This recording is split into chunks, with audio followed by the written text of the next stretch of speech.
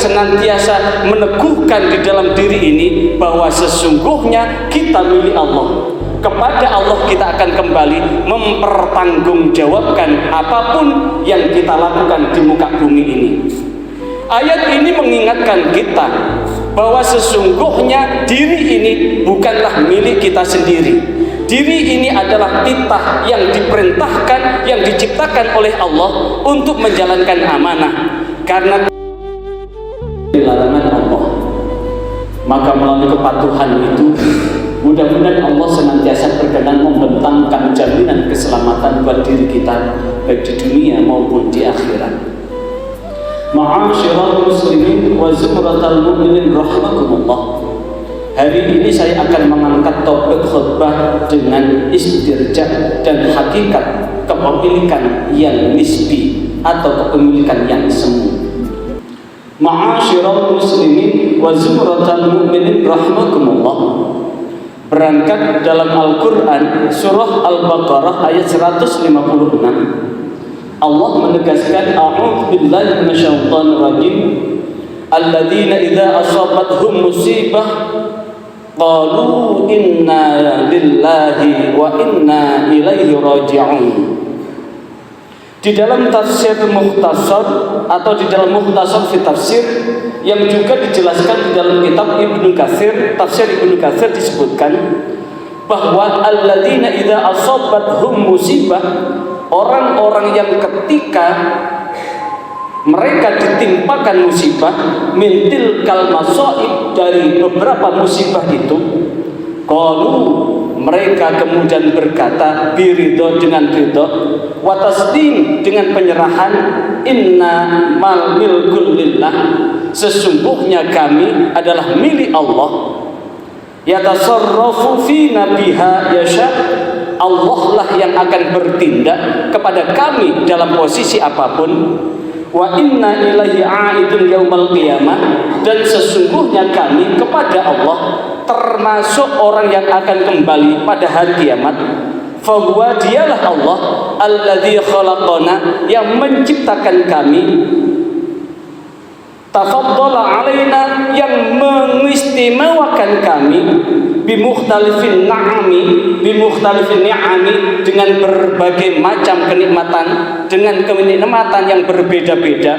Wa ilaihi marji'una, dan kepada Allah kita akan kembali. Walihadun amrina, dan akhir dari perkara kami. Ayat ini adalah didahului dengan Al-Baqarah ayat 155. Di sana Allah menegaskan a'udzu billahi minasyaitonir rajim wa lanabluwannakum bisyai'in minal khawfi wal ju'i wa naqsin minal amwali wal anfusi was samarat. Dan sungguh kamu semua aku uji dengan sesuatu, minal khawfi, dari rasa takut, wal ju', dengan kelaparan, wa naqsin minal amwal, kekurangan dari harta, wal anfusi, kekurangan semangat, was samarat, dan buah-buahan, wa basyiris sabirin, dan bergembiralah buat orang-orang yang sabar. Siapakah orang-orang yang sabar? Orang-orang yang senantiasa meneguhkan di dalam diri ini bahwa sesungguhnya kita milik Allah. Kepada Allah kita akan kembali mempertanggungjawabkan apapun yang kita lakukan di muka bumi ini. Ayat ini mengingatkan kita bahwa sesungguhnya diri ini bukanlah milik kita sendiri. Diri ini adalah titah yang diperintahkan, yang diciptakan oleh Allah untuk menjalankan amanah. Karena kullukum ra'in wa kullukum mas'ulun an ra'iyatihi. Setiap kalian adalah pemimpin, dan setiap pemimpin akan dimintai pertanggungjawaban. Dan kita adalah pemimpin buat tubuh kita. Apakah tubuh ini akan mengikuti apa yang Allah perintahkan atau mengikuti hawa nafsu? Kan nafsu ini adalah bagian yang tak terpisahkan dari bagian piranti yang digunakan oleh setan untuk menggelincirkan kita semua. Allah mengingatkan di dalam surah Yusuf ayat 53, a'udzu billahi minasyaitonir rajim, innan nafsa la'ammaratun bisu', sesungguhnya nafsu akan memerintahkan untuk berbuat buruk. Perbuatan buruk yang sering menggelincirkan kita adalah nafsu perut dan nafsu bawah perut. Sehingga ada satu kata bahwa jika perut dan jidat tidak keras, maka kita tidak bisa bekerja. Padahal ungkapan ini adalah ungkapan yang perlu direvisi. Karena apa?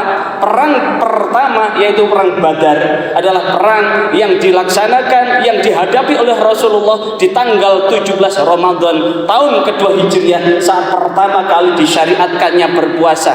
Di saat itu Rasulullah bersama sahabat diserang oleh 1000 pasukan kaum musyrikin Quraisy dalam posisi berpuasa. Namun hanya 314 mampu memukul mundur 1000 orang pasukan musyrikin Quraisy dalam kondisi berpuasa. Artinya apa? Jika menyadarkan diri ini bahwa sesungguhnya kita hanya titah yang hanya menjalankan perintah, kita dilahirkan dalam posisi suci, hingga akhirnya ketika kita kembali kepada Allah pun suci. Proses inilah yang kemudian akan banyak ujian dan cobaan. Apa ujian itu?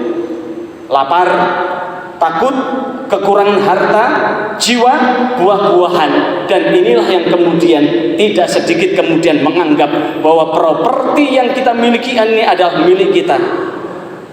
Tentu ketika kita sadar bahwa tatkala kita bekerja keras, kemudian kita kumpulkan sejumlah uang sehingga kita bisa membeli rumah, bisa membeli sawah, bisa membeli pekarangan, bisa menyimpan uang di bank sekian ratus juta atau berapapun, maka tentu semua itu adalah hanya pinjaman. Kecuali jika uang itu kita belanjakan untuk kepentingan. Taruhlah kita bisa membeli sawah, membeli ladang, membeli pekarangan, kemudian sawah ladang kita wakafkan, maka walaupun kita meninggal, sawah ladang yang kita wakafkan akan tetap mengalir walaupun kita meninggalkan dunia ini. Tapi jikalau kemudian harta yang kita miliki ini kemudian kita tinggalkan untuk anak turun kita, ahli waris kita, tentu jikalau kemudian kita tidak pandai membekali agama pada anak kita, maka tentu ini inna min amwalikum wa auladikum fitnah. Sesungguhnya inna min amwalikum, sesungguhnya sebagian dari hartamu dan anak-anakmu akan menjadi ujian.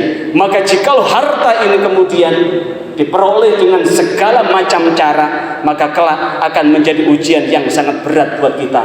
Ma'asyiral muslimin wa zumratal mu'minin rahimakumullah. Maka akhir daripada khutbah ini, mudah-mudahan kita termasuk orang-orang yang sabar. Karena orang-orang yang sabar dijanjikan surga yang sangat lapang dan luas buat kita semua.